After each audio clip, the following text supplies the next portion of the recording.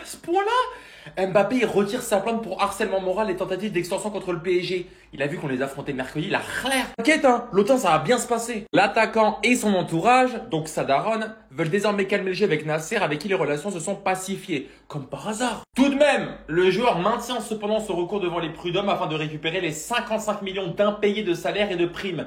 Tu les auras jamais. Tu les auras jamais parce que toi-même, vu que t'as pas prolongé, que t'es parti libre, tu t'es assis avec tes fesses sales de traître sur le contrat et sur les primes. Et c'est comme ça. Pourtant, je t'ai aimé. T'es le joueur que j'ai le plus aimé dans le monde du foot. Pourquoi tu m'as fait ça? Pourquoi tu nous as fait ça? Peu importe. C'est pas Raúl Asensio ou Gonzalo Garcia qui va nous faire peur. On n'est pas Osasuna ni Alaves. Ah, Bruno Retailleau des arbitres, c'est celui-ci. Pourquoi? Regarde, tu vas dans le vestiaire des arbitres et que tu vois une sacoche du Real Madrid, tu sais déjà. En tous les cas, vous savez très bien que nous, nos armes, c'est pas aller chercher et titiller les arbitres. Vous l'avez vu contre le Bayern, à 9 contre 11.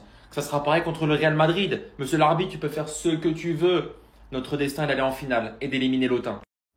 Le Real Madrid, comme son habitude, jouera à 12 contre 11 face au Paris Saint-Germain. C'est officiel, le Real évoluera à 12 face au Paris Saint-Germain ce mercredi.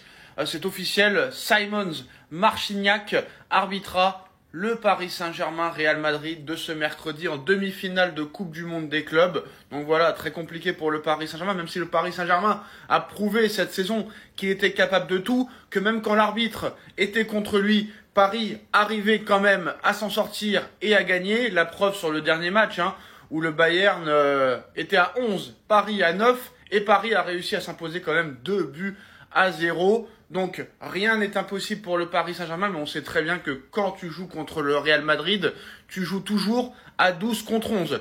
Et les équipes s'y sont habituées. Et on a vu que cette année, le Real n'a rien gagné.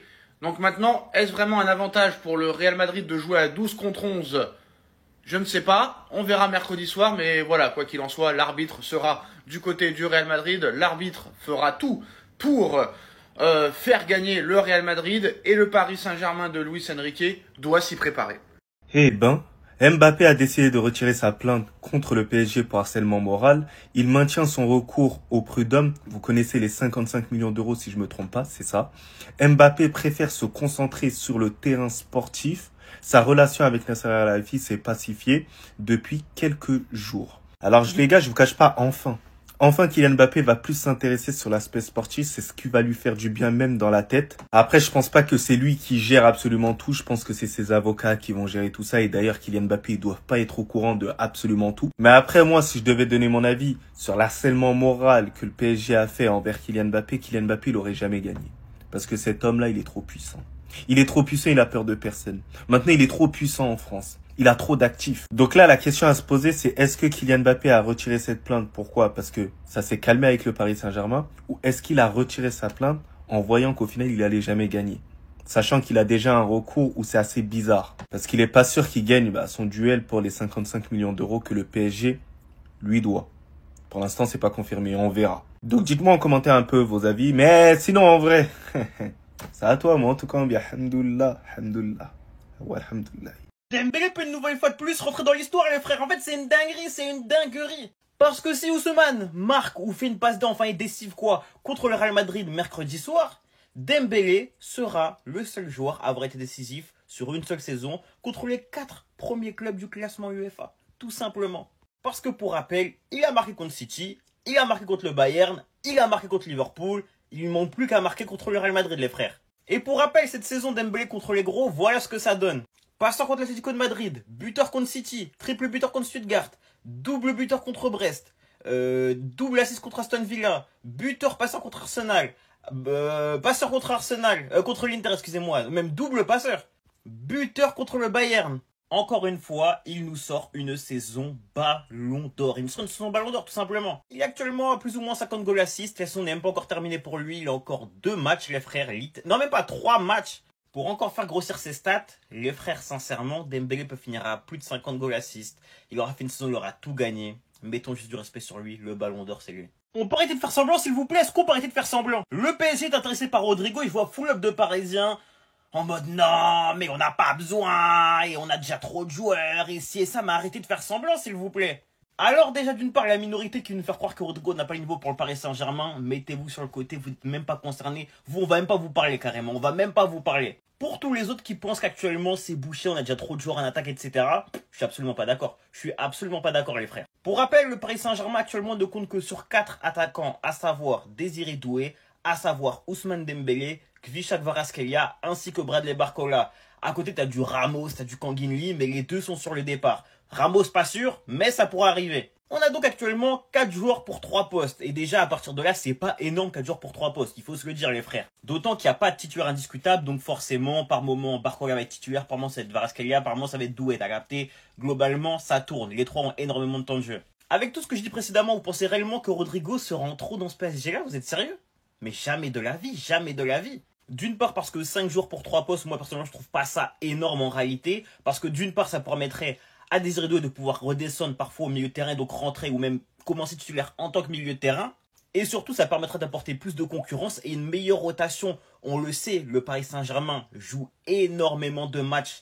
Et donc ajouter un nouvel offensif qui clairement en fait aura le niveau pour prétendre être titulaire, donc il pourra vraiment concurrencer les attaquants déjà en place. C'est le coup parfait en fait, c'est le coup parfait. Parce qu'il faut être honnête, actuellement Ramos et Lee Kang-in ne nous servent à rien. Ils ne nous servent à rien. Alors oui, ça permet de faire souffler les autres. Mais en fait, ils n'apportent pas de plus-value. Là où Rodrigo apporterait une plus-value.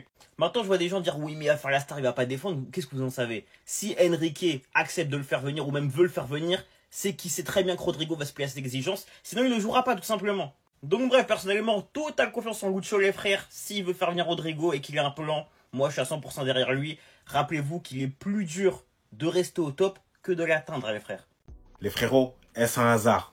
Kylian Mbappé a choisi de mettre fin à sa procédure judiciaire pour harcèlement moral et tentative d'extorsion de signature. Toutefois, il poursuit son action devant le Conseil des prud'hommes concernant les 55 millions. Kylian Mbappé a peur du karma. À 2 jours de PSG Real, il veut se concentrer seulement sur le football. Mais les frérots, le mal est fait déjà. Le mal est fait déjà. Kylian, là, sur le terrain, on va juste te montrer que cette année, le Paris Saint-Germain est la meilleure équipe européenne. C'est un grand test pour le Real parce que pour moi, depuis le début de la Coupe du Monde des clubs, ils ont rencontré que des boulangers. Voilà, ils ont rencontré que des boulangers, que des poissonniers. Cette fois-ci, là, ils vont rencontrer la meilleure équipe européenne. Et sur le terrain, on va prouver.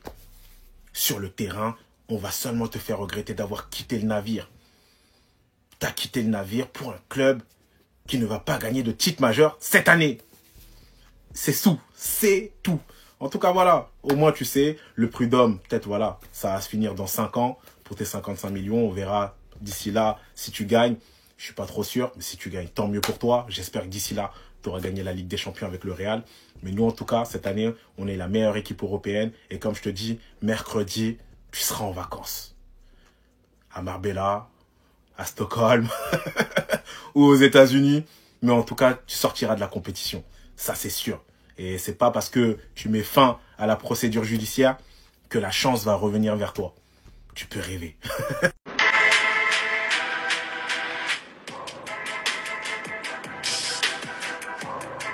Vous pourrez pas dire je vous ai pas prévenu.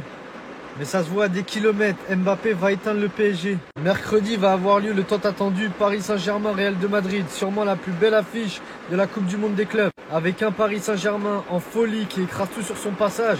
Et un Real de Madrid sous Xabi Alonso revanchard. Ce qui va être important sur ce match, c'est que Mbappé va retrouver ses anciens coéquipiers. Après avoir quitté le club de la capitale, pas dans les meilleures conditions, Mbappé va retrouver le club qui l'a mis sur le devant de la scène. Et on sait tous ce qui va se passer.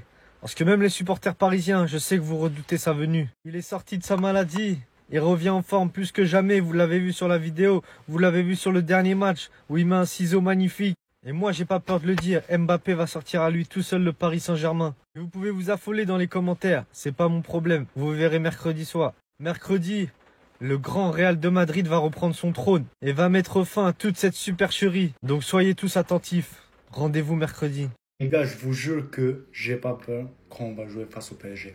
Non, mais je vous jure, les gars, je sais comment ça va se passer, comment ça va se terminer, les gars. Même si PSG est la meilleure équipe du monde pour l'instant, ils ont gagné tout cette année, tout, les gars. Et les gars, ces matchs-là, Real Madrid va gagner. Restez là, je vous explique tout. Vous me prenez pour un fou, les gars, mais ces mecs-là, si vous vous souvenez, les gars, ces gars-là, il y a quelques jours, il a fait porter plainte contre PSG, les gars. Mais je vous jure, les gars, cette match-là, il va te mettre un doublé. Retenez bien ce que je vous dis, les gars. Kylian Mbappé, il va te mettre un doublé face au PSG.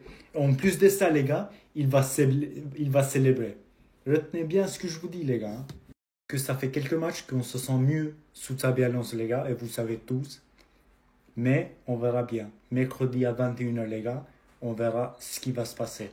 Si Kylian Mbappé, il ne met pas un but, les gars, vous allez voir, les gars. Dites-moi ce que vous en pensez, mais moi, je suis sûr, les gars, que ce match-là, Real Madrid va la gagner et Kylian Mbappé va marquer et va célébrer à la fin. Dites-moi ce que vous en pensez, les gars.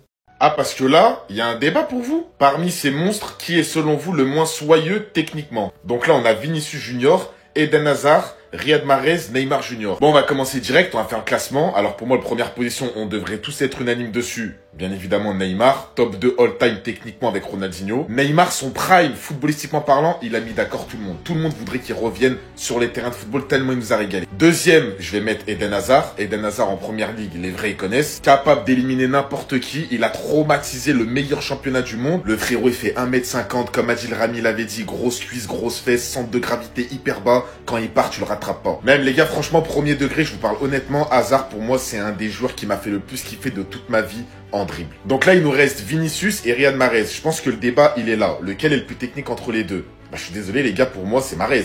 Vous allez dire, ouais, je suis algérien. Alors déjà, oui, je suis algérien. Mais c'est pas que parce que je suis algérien. Désolé, j'ai la télé, j'ai vu Leicester, j'ai vu Manchester City, j'ai vu en Algérie. Les gars, Riyad Mahrez, il est plus technique que Vinicius. Regarde 10 minutes de compile de Mahrez et regarde 10 minutes de compile technique de Vinicius. Mahrez, c'est 10 fois plus impressionnant. Viens même pas me raconter blablabli blablabla. Hein. Mahrez, c'est au-dessus. Parce que là, la question, c'est techniquement. Hein. Qui est le moins soyeux techniquement? Mais les gars, je suis désolé, Mahrez, il a envoyé tout le monde en technique. Hein. Il a même mis un petit pont à Hazard. Non, les gars, il a traumatisé l'APL. Meilleur joueur de PL avec Leicester. Il était dans les meilleurs dribbleurs avec Messi pendant au moins 5 ans. Non, les gars, Mahrez, c'est au-dessus. Pour moi, je mets Vinicius dernier malgré que je l'aime beaucoup.